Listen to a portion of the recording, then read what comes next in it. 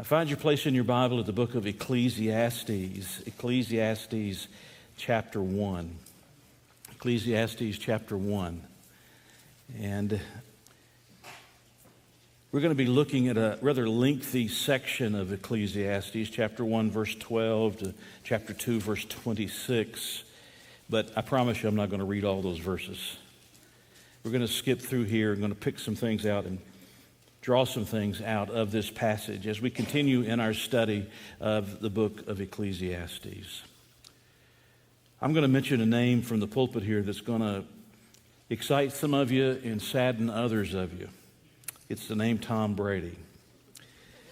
Some people love him and some people hate him. Arguably, he is the greatest quarterback that has ever played football. Arguably. He is the greatest quarterback who's ever played football. I didn't say unarguably, I said arguably he's the greatest quarterback. If you measure it by the number of Super Bowl rings, he has 7.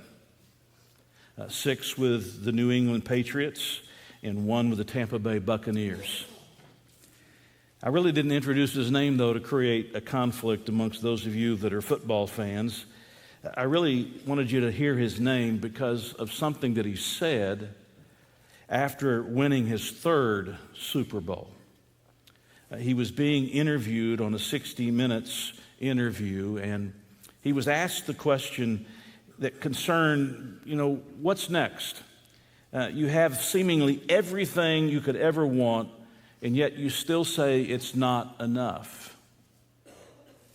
And he responded this way: why do I have 3 Super Bowl rings and still think there's something greater out there for me? I mean, maybe a lot of people would say, hey man, this is what is. I reached my goal, my dream, my life, me. I think there's got to be more than this. I mean, this can't be what it's all cracked up to be. You hear what he says? There's got to be more than this. I mean, this can't be what it's all cracked up to be. The interviewer asked, well, what's the answer? And Brady said, I wish I knew. And then he repeated himself, I wish I knew. You find that interesting? A man who at the top of his game says there's got to be something more than this. I mean, this can't be all that there is. It's not fulfilling. It's not completely satisfying. There's got to be something else. It's not what it's all cracked up to be. And that's where a lot of people are in life. Dr. James Dobson used to tell the story of a young woman by the name of Karen Chang. She was 17 years of age. She lived in Fremont, California. She achieved a perfect score on both parts of the SAT exam. She scored a perfect 8,000 on the rigorous University of California acceptance index. And she was the only one till that time, I don't know since, but till that time, she was the only one who had ever accomplished that amazing intellectual feat. Karen was a straight-A student at Mission San Jose High School. And she describes herself as a typical teenager who munches on junk food and talks for hours on the telephone. She even claimed to be a procrastinator, that she would put off to the last minute doing her homework because she just hated doing it, and she did it at the last moment to get it ready. Her teachers, though, had a different perspective about her. They called her Wonder Woman. She had an unquenchable thirst for knowledge, they said, and she had this uncanny ability to retain whatever she read. One day she was asked by a reporter, because of these high scores that she had received, the question, what is the meaning of life? And this extremely brilliant young woman responded by saying, I have no idea. I would like to know myself. Do you find that interesting? Somebody at the top of his game who says there's got to be more than this. Somebody that's at the top of the intellectual scale who says, I don't even know the meaning of life, but I sure would like to know the meaning of life. And that's where a lot of people are today. They've reached the pinnacle of success, but they keep thinking there's got to be something else. They're extremely smart, extremely intellectual, but they can't find the meaning for life. They have a lot of knowledge and a lot of understanding, but they simply don't know why they're here and what their purpose is. Well, Solomon finds himself in the book of Ecclesiastes struggling with these same kinds of questions. Surely there's got to be something more. Surely there has got to be a deeper meaning to life than what I have discovered thus far. And a lot of times when you read through the book of Ecclesiastes, if you read through it, you may just skim over it, you get a little depressed reading it. But the reality is the book of Ecclesiastes wasn't intended to depress us. It was intended to drive us to the only one who can give us meaning and fulfillment in life. And that one is God. The only one who can give us what we're calling the good life. What some call the good life is a life where you get to the pinnacle of success and you say, you mean this is all there is? You get to the pinnacle of knowledge and you say, I don't know what the meaning of my life is. That's what a lot of people call the good life. But God has a different definition of the good life, and that good life is a life that is spent seeking after and searching for God. Solomon in chapter 1, beginning in verse 12 and through chapter 2 to verse 26, is going to be on a search. He's going to be on a quest to find that something more. I remind you that Solomon at this point in his life is a man who's turned his heart away from God. This is a man who has forgotten God. He's not an atheist, but he's a practical atheist.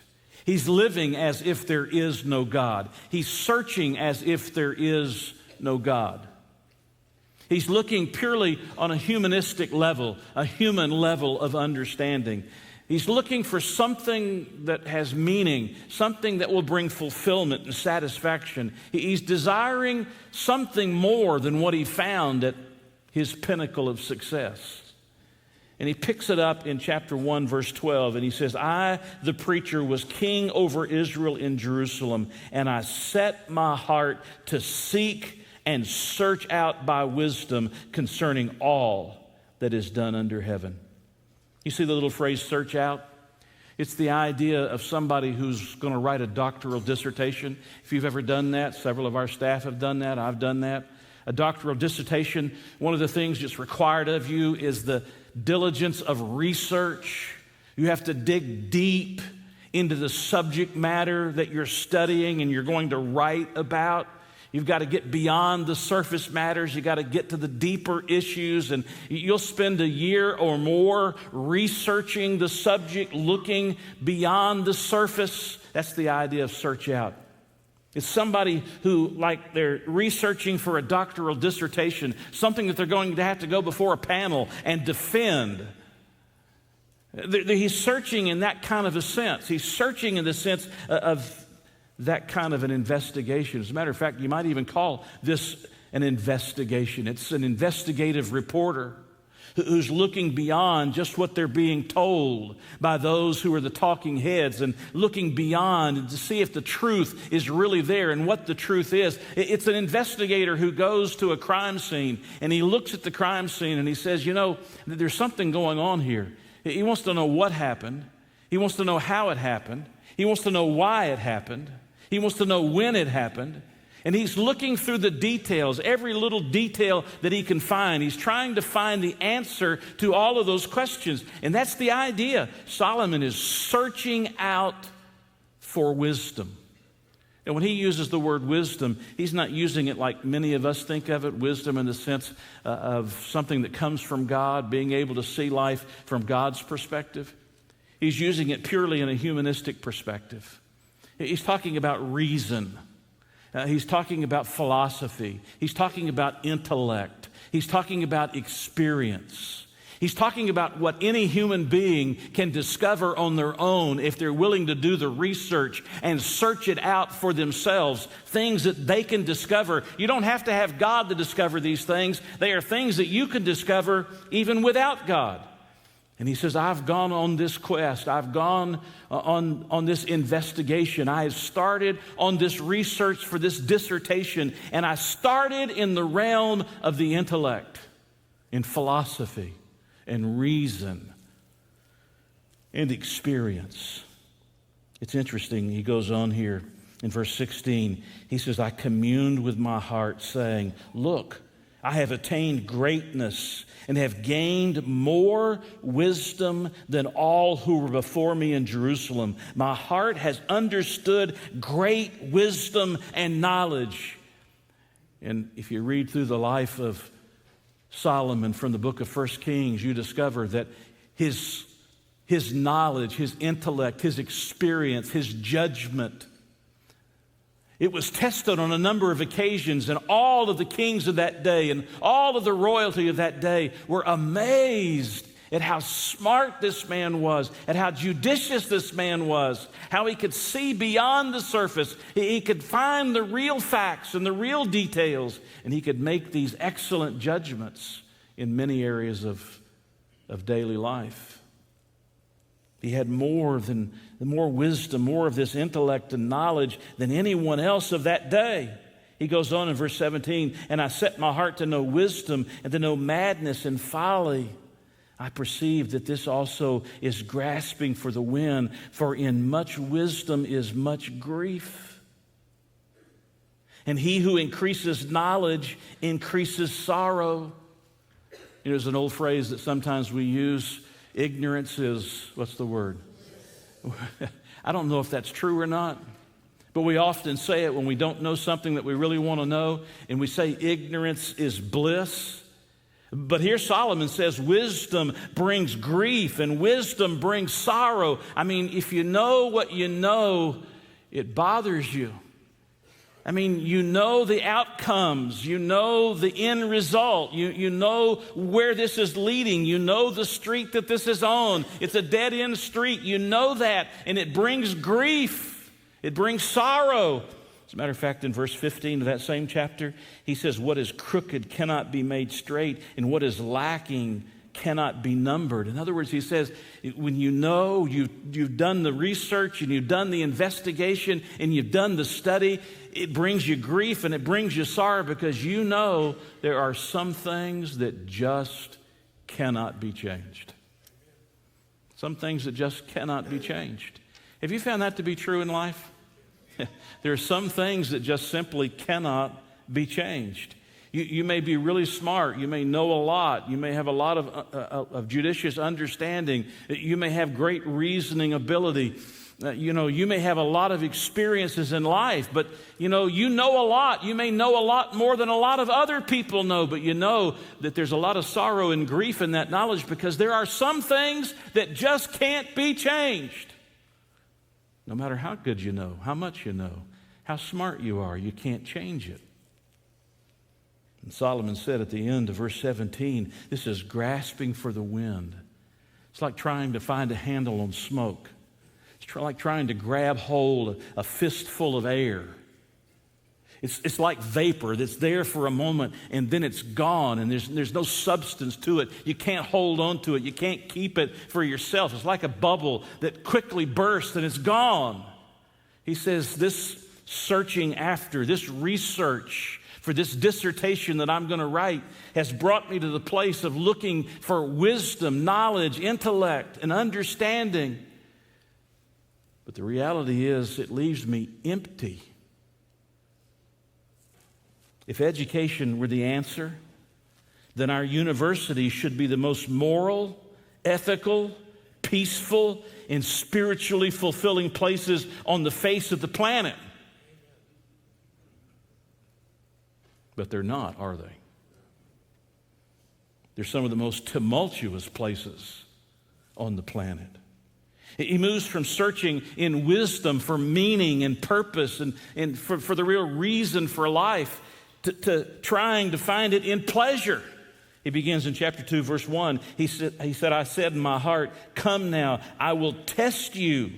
That's a scientific test. This is the idea of a scientific test with careful scientific methods. I will test you with mirth. Therefore enjoy pleasure. But surely this is also vanity. Pleasure. Look over at verse 10 of chapter 2. He says, whatever my eyes desired, I did not keep from them. You ever had that problem with your children when they're very young and you had them in the cart at the grocery store, and everything they saw, they wanted. I want that, I want that, I want that. He says he was like a kid in a candy store. He wanted everything and he kept nothing back. I did not withhold my heart from any pleasure, for my heart rejoiced in all my labor, and this was my reward from all my labor. I didn't keep anything back. I didn't hold anything back. He says in verse 2 of that chapter, I said of laughter, madness, and mirth, what does it accomplish? By the way, there are 47 questions that are asked in the book of Ecclesiastes, rhetorical questions, 47 questions. And here's another of them. What does it accomplish? All this pleasure. I searched in my heart how to gratify my flesh with wine, while guiding my heart with wisdom, and how to lay hold on folly till I might see what was good for the sons of men to do under heaven all the days of their lives. I've looked for pleasure everywhere. I looked for it in the bottom of a bottle. May I stop here for a moment and tell you that I have nothing good to say about alcohol. I wish Christians wouldn't drink alcohol.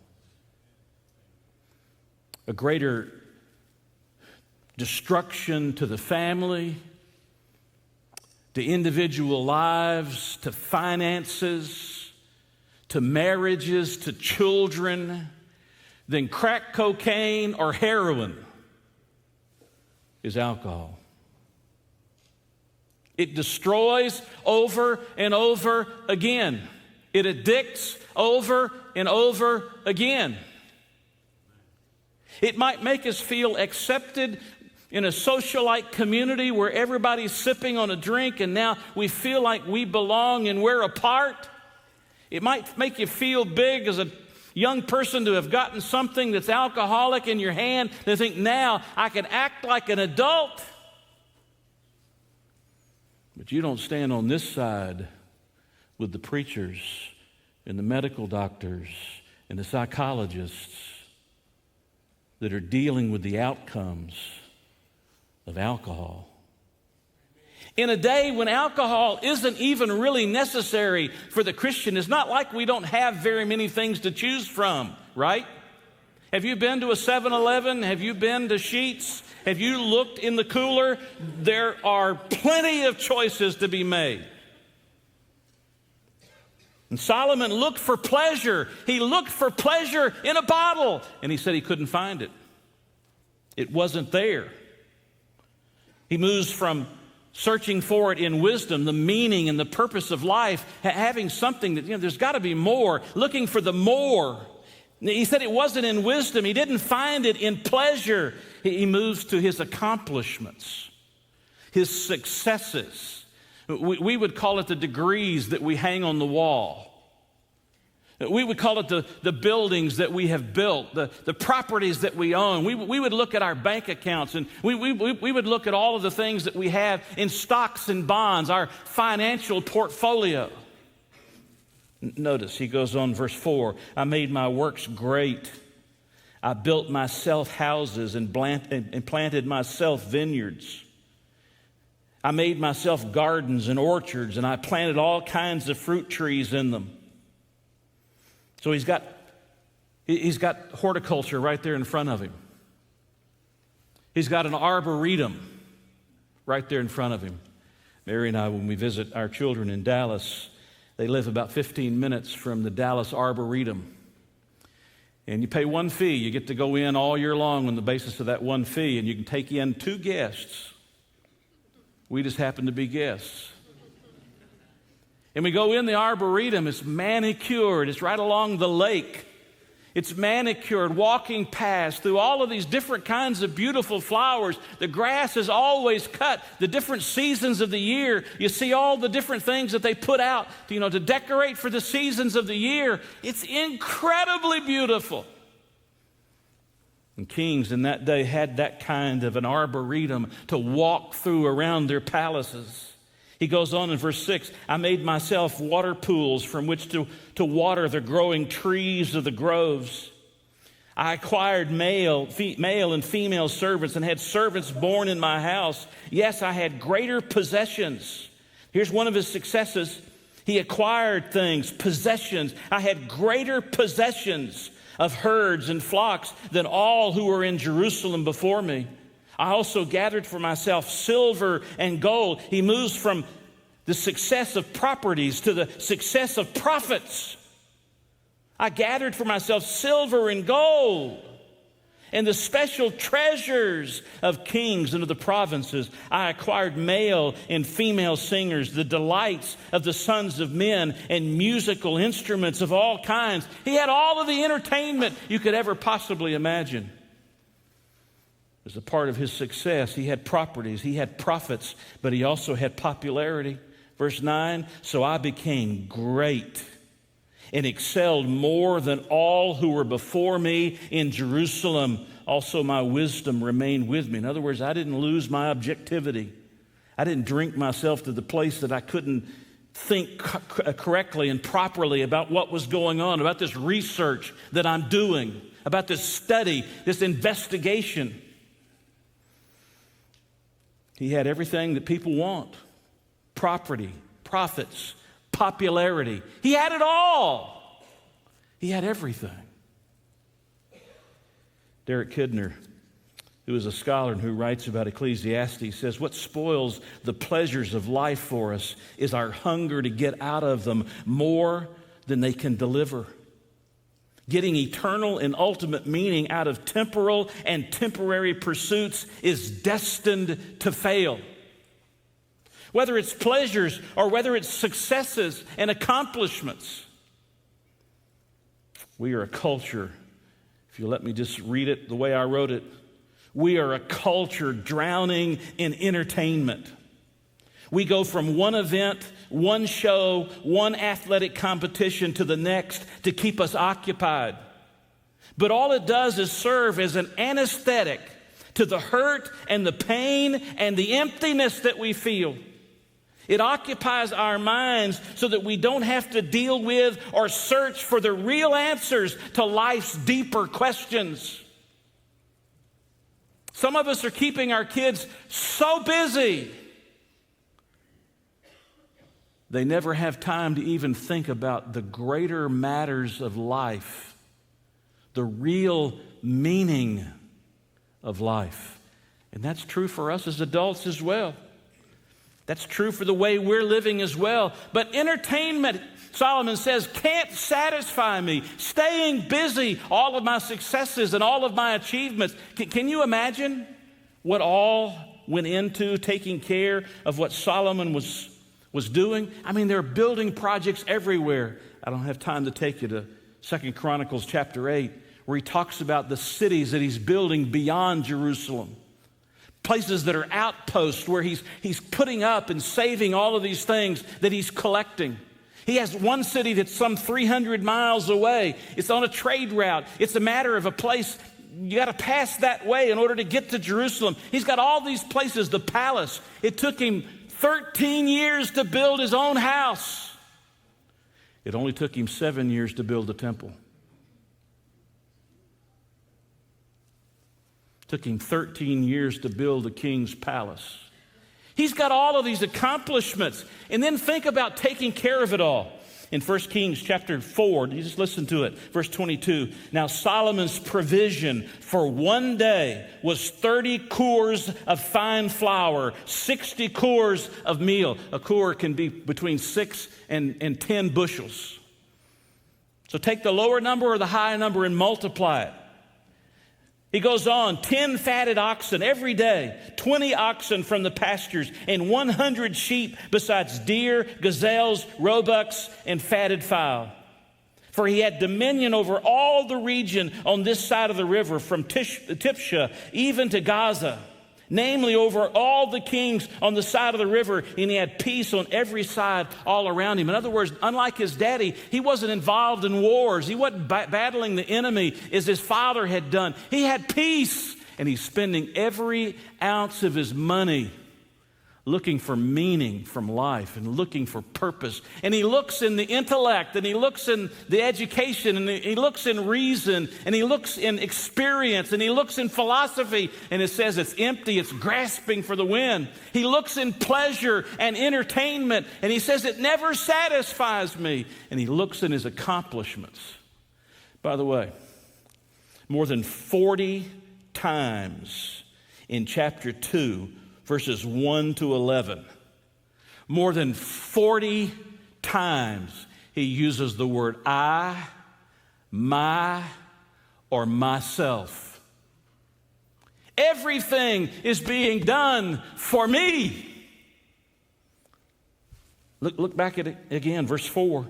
I made my works great. I built myself houses and planted myself vineyards.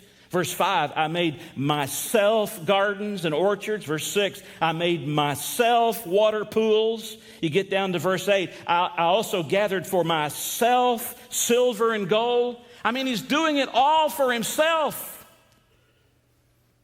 I've got to find meaning. I've got to find purpose.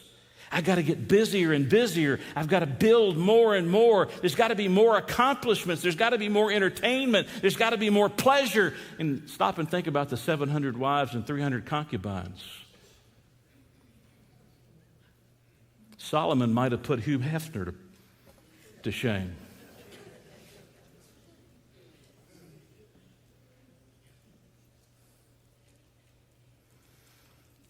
And yet he can't find the answer. Verse 11 of chapter 2, then I looked at all the works that my hands had done, and on the labor in which I had toiled, and indeed all was vanity and grasping for the wind. There was no profit. You remember we looked at that word in the last message? That's the net gain. When you've taken everything that you've earned and paid everything out, that's what the net gain, and it comes out to zero. There is no profit under the sun. I tried to find the handle on the smoke. I tried to get that air, a fist of air in my hand. I tried to hold on to that vapor. I tried to get that bubble to rest on my hand and not burst. But every time it broke. And it left me just as empty as when I started. Just as empty.